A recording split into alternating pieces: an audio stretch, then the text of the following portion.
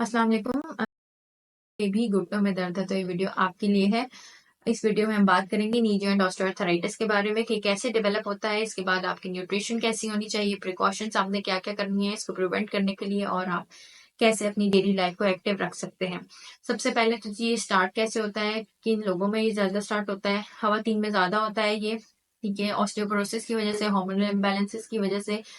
और 40 से अबव जब वैसे भी 40 से अबव जब एजिंग जो है वो स्टार्ट हो जाती है, और जो लोग अपनी ख्याल नहीं करते हैं, न्यूट्रिशन का ख्याल नहीं करते हैं, वर्कलोड बहुत ज्यादा उनके ऊपर होता है, तो वो जल्दी एजिंग की तरफ चले जाते हैं। होता है ऑस्टियोआर्थराइटिस में ये कि बोन्स जो है वो कमजोर हो जाती हैं। जब बोन्स वीक हो जाती हैं, साथ में मसल्स जो उनको सपोर्ट कर रहे होते हैं वो भी वीक हो जाते हैं।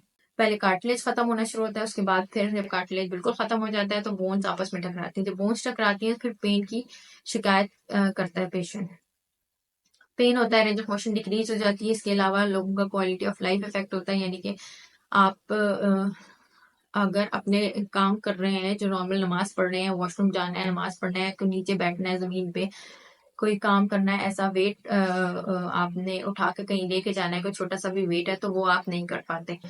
इसके अलावा आप बहुत ज्यादा एक्टिविटी नहीं कर पाते, यानी कि डेली आपके जो काम है रूटीन के वो खराब होना स्टार्ट हो जाते हैं, वो आप नहीं कर पाते, तो आपका क्वालिटी ऑफ लाइफ जो है वो खराब हो जाते हैं। इसके अलावा आप आईडीएस भी परफॉर्म नहीं कर सकते, शॉपिंग पे नहीं जा सकते, किसी की शादी में जाना है वो नहीं जा सकते, घर से बाहर किसी से आपने मिलने जाना है वहां नहीं जा सकते। क्यों? क्योंकि इन्वायरमेंटल जो बाहर कंडीशंस होती हैं, इन्वायरमेंटल कंडीशंस जो होती हैं या कम्युनिटी में जो आपको बाहर हर्डल्स आते हैं उसको आप क्रॉस नहीं कर सकते पेन की वजह से।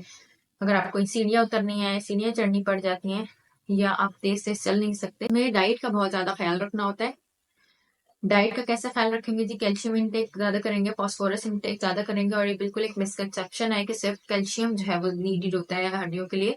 कैल्शियम सिर्फ जरूरी नहीं होता, इसके साथ बाकी मिनरल्स भी होते हैं, phosphorus, calcium, iron, selenium, vitamin D, vitamin A, magnesium, ये सारे मिनरल्स भी जरूरी होते हैं। सारे मिनरल्स आपको मिलते हैं ग्रीन लीफी वेजिटेबल्स के अंदर। इसके अलावा बोन प्रोटीन की जो यखनी होती है, यखनी अगर आप इस्तेमाल करें तो उसमें आपको ये सारे मिनरल्स मिल जाते हैं। और इसके अलावा यखनी में ओमेगा 3, ओमेगा 6 भी पाया जाता है, अमीनो एसिड्स भी पाए जाते हैं जो कि कार्टिलेज को और कॉन्ड्राइटन के लिए अच्छे होते हैं, कार्टिलेज को ग्रोथ के लिए और जॉइंट की हेल्थ के लिए जरूरी होते हैं। अच्छा, इसके बाद हम बात कर लेते हैं बोन की कंपोजिशन के बारे में। थोड़ा सा मैं बोन की कंपोजिशन का आप लोगों को बता दें। 60% ऑफ द बोन जो है वो हाइड्रोक्सी एपेटाइट, एक ऑर्गेनिक कंपाउंड होता है, उससे बनी हुई होती है। और ये हाइड्रोक्सी एपेटाइट कंपाउंड जो है ये कैल्शियम और फॉस्फोरस से मिलकर बना हुआ होता है। तो मेनली जो बोन में दो मेन मेजर मिनरल्स होते हैं वो कैल्शियम होता है और फॉस्फोरस होता है। 10% वाटर होता है, 30% ऑर्गेनिक प्रोटीन्स होते हैं। इसकी प्रिवेंशन कैसे करनी है, प्रिकॉशंस कैसे करनी है, वेट मेंटेनेंस के थ्रू हम इसकी प्रिकॉशंस में अगर तो आपको स्टार्ट हो गया है ऑस्टियोआर्थराइटिस तो फिर तो हाँ, आपके लिए ज़रूरी है कि आप उसकी प्रिवेंशन के लिए उसको फर्दर जो है वो आपके प्रोग्रेस ना करे, उसके लिए आपने कुछ मेजर्स करने हैं। उनके लिए प्रिकॉशंस ये हैं कि वो वेट मैनेजमेंट करें। अगर वेट उनका ज़्यादा है तो वो उसको कम करने की कोशिश करें। इसके अलावा वो अपना शुगर कंट्रोल बहुत अच्छा रखें, थोड़ी सी वॉक किया करें, एक्सरसाइज थोड़ी बहुत जितनी वो कर सकते हैं। ये उनकी डिजीज के ऊपर डिपेंड करता है कि उनको कितनी एक्सरसाइज करनी है। ऐसी मूवमेंट्स जो है वो ना करें जिससे आपकी डिजीज जो है फर्दर इंक्रीज हो जाए। फॉर एग्जाम्पल नीचे ना बैठे, सीढ़ियाँ चढ़नी है आपने तो आपने जो सही वाली लेग है वो पहले रखनी है, और जब नीचे आना है आपने जो सही वाली लेग अपने बाद में रखनी है। वो भी रोजमर्रा के डेली रूटीन के काम है वो आपने लाजमी करने हैं। बिल्कुल अपने आप को बेड बाउंड नहीं करना।